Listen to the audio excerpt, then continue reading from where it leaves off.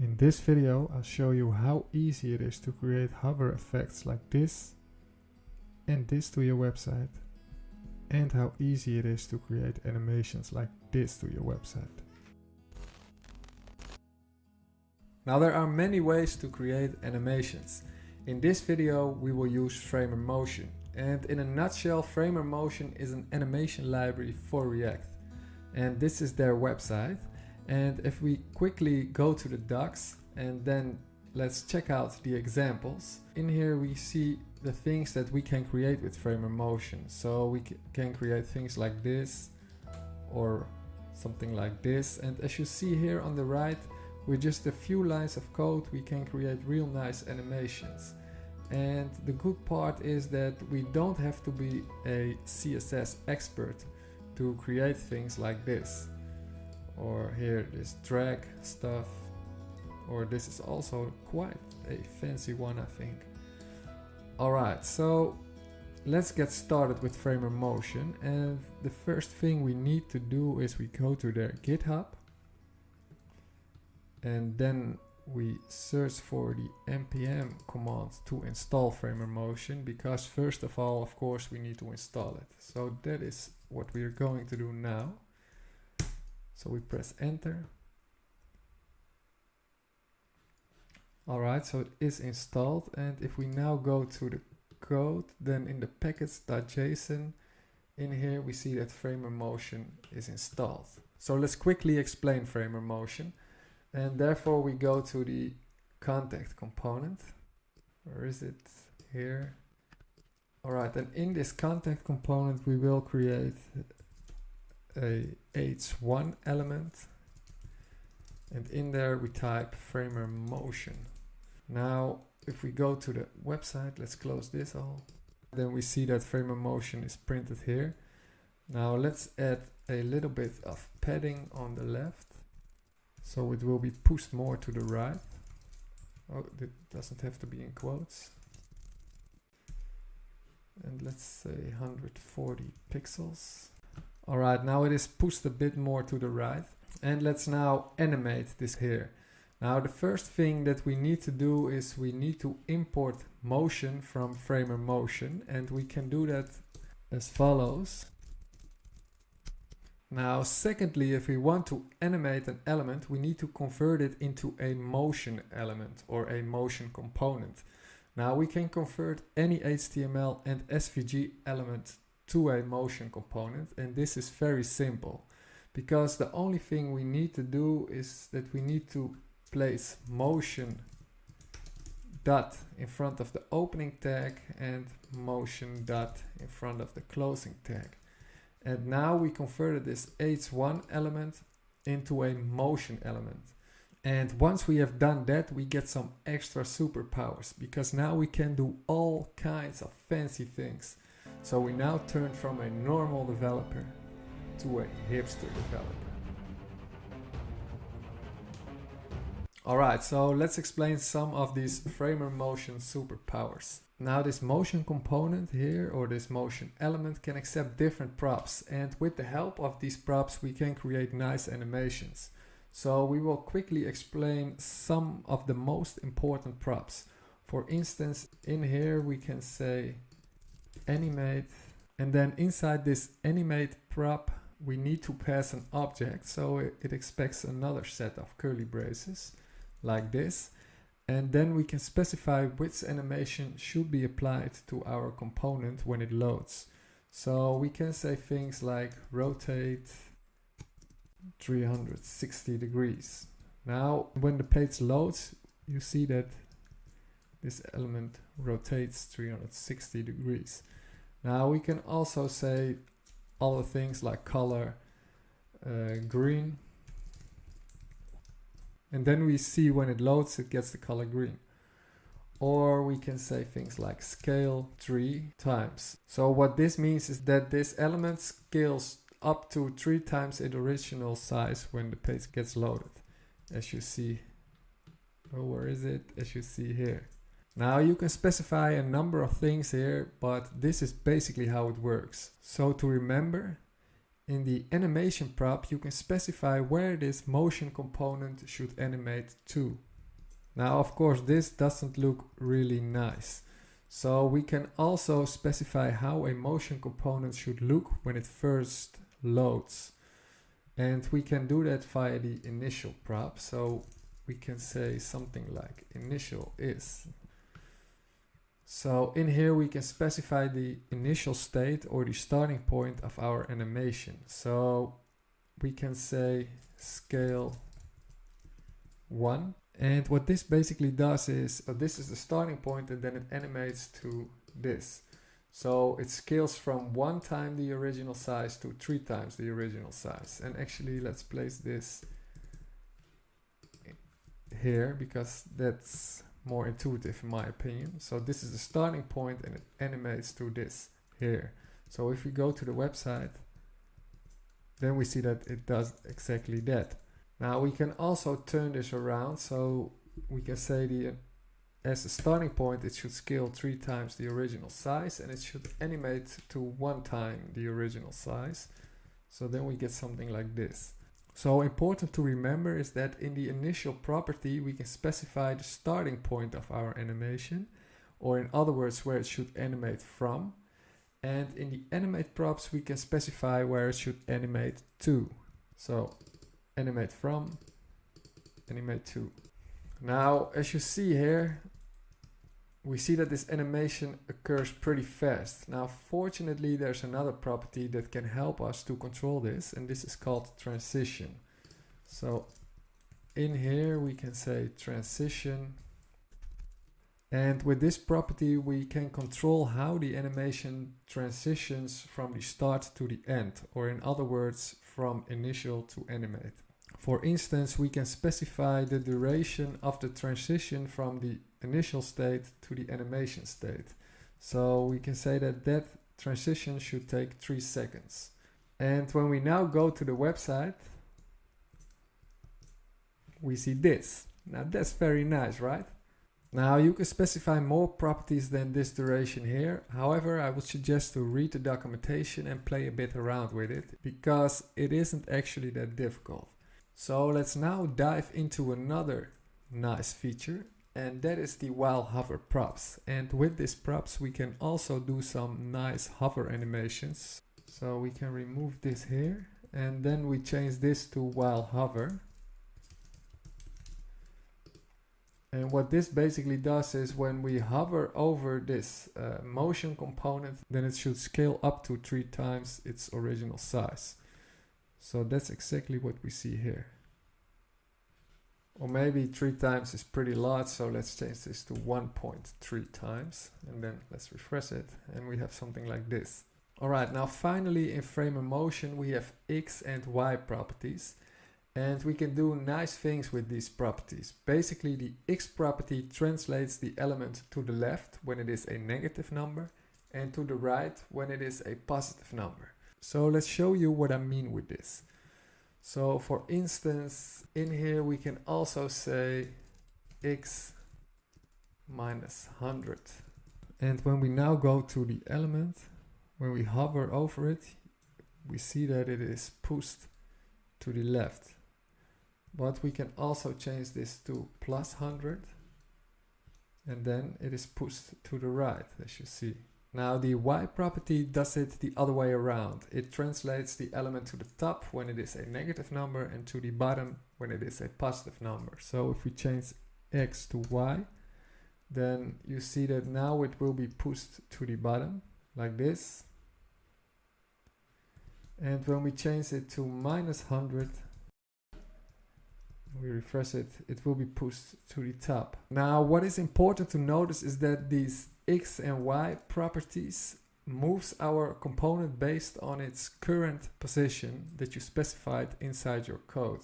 So if you change Y to 0 or X to 0, that doesn't matter, then this doesn't move the element at all, because this basically means move the element 0 pixels from its current position. And that doesn't do anything. So now we only see the hover. Alright, so this is basically how Framer Motion works in a nutshell. Now you can do a lot more. However, this isn't an in-depth Framer Motion tutorial. I just want to show you guys how easy it is to apply some nice animations to your website with the help of Framer Motion. So you hopefully can get a quick start when you want to apply some nice and fancy animations to your website yourself. That being said, let's start animating our website based on what we learned so far. So let's remove all of this and let's animate these contact icons, and therefore we first need to wrap it inside a div like this.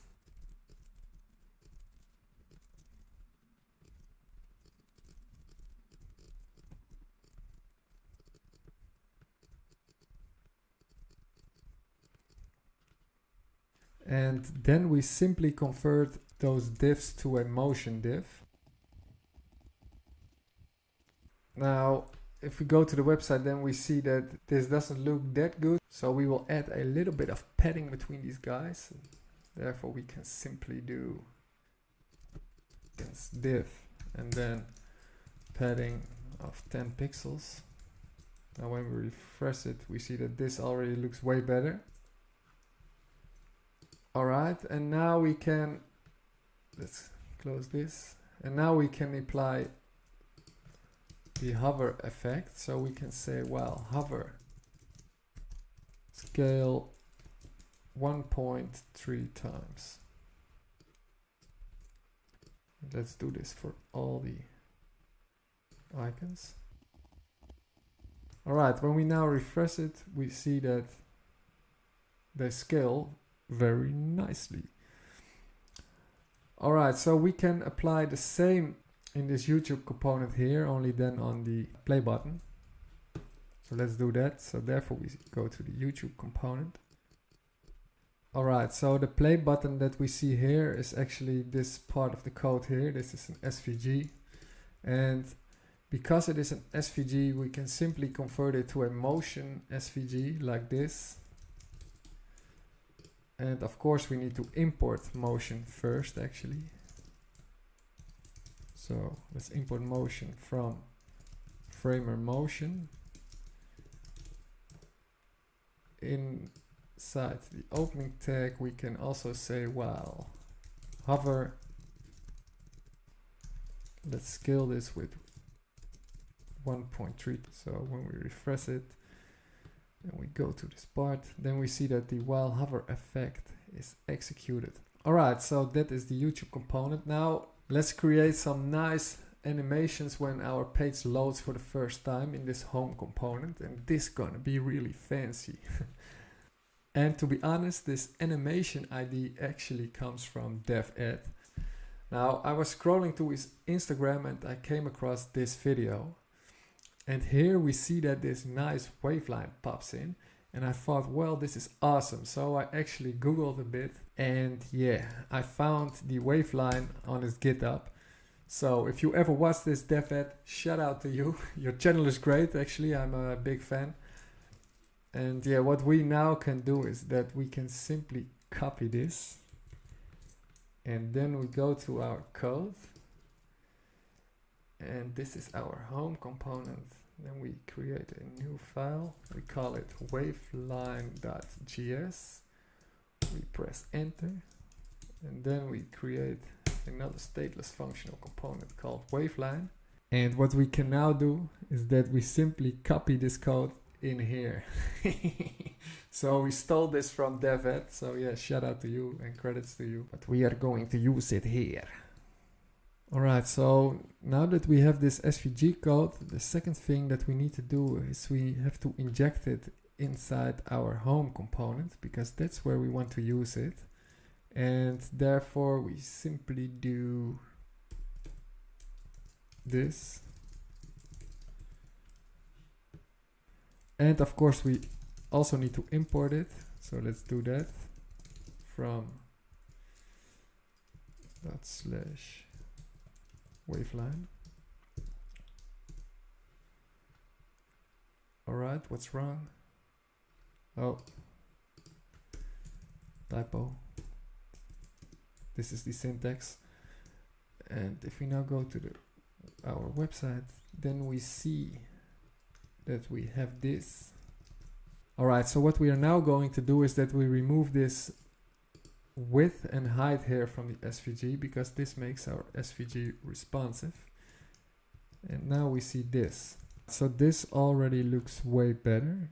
Alright, now we are going to change the stroke color, and that is something which we can do here. So now if we look into this SVG, then we see this path element here, and this path element has a D attribute, and the code inside that D attribute defines the shape of the path. So these are basically the coordinates, or the coordinates, or however you pronounce it, that creates this nice wavy line that we see here.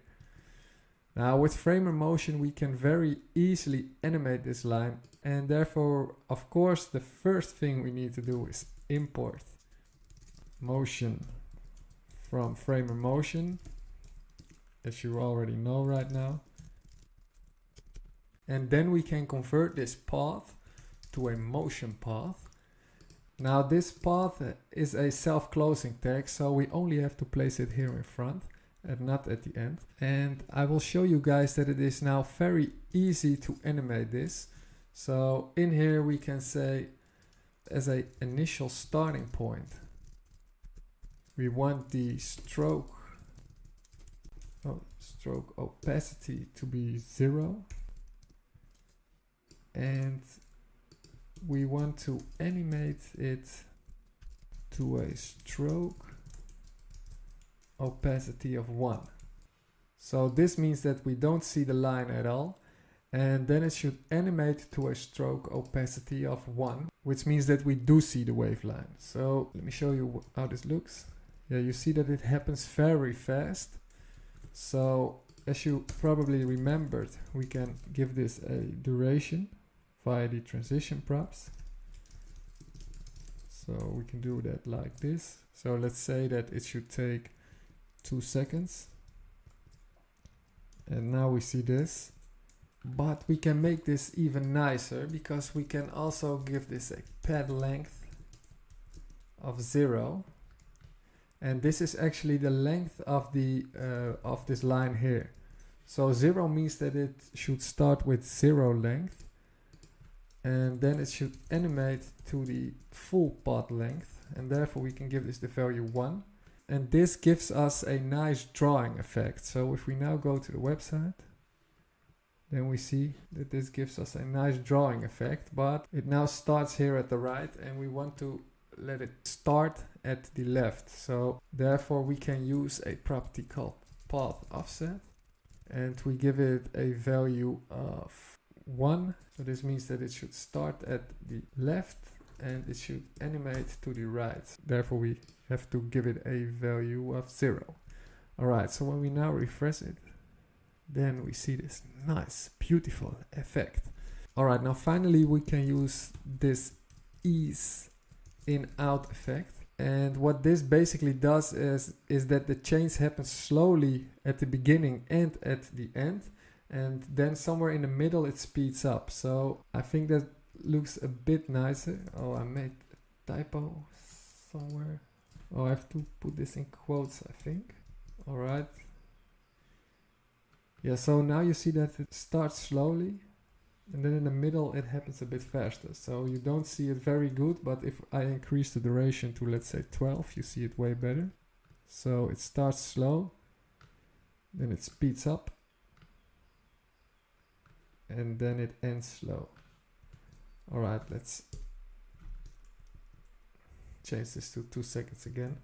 Now I think this looks very good. Alright, so as a final thing, we can animate this binary world here. So therefore we go to the home component, and in here we have this binary world, and that is actually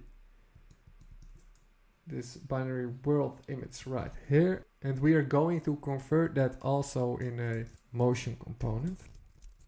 So therefore, of course, we import this, and then we say motion.img, and we also do that for the closing tag. Alright, in here we give it a initial state, so it should animate from a scale of 0 to a scale of 1, so the original size. And yeah, let's see how this looks. Oh, somewhere is a typo, I think, or some other issue. What's wrong here? Ah, I have to place this not there but inside here.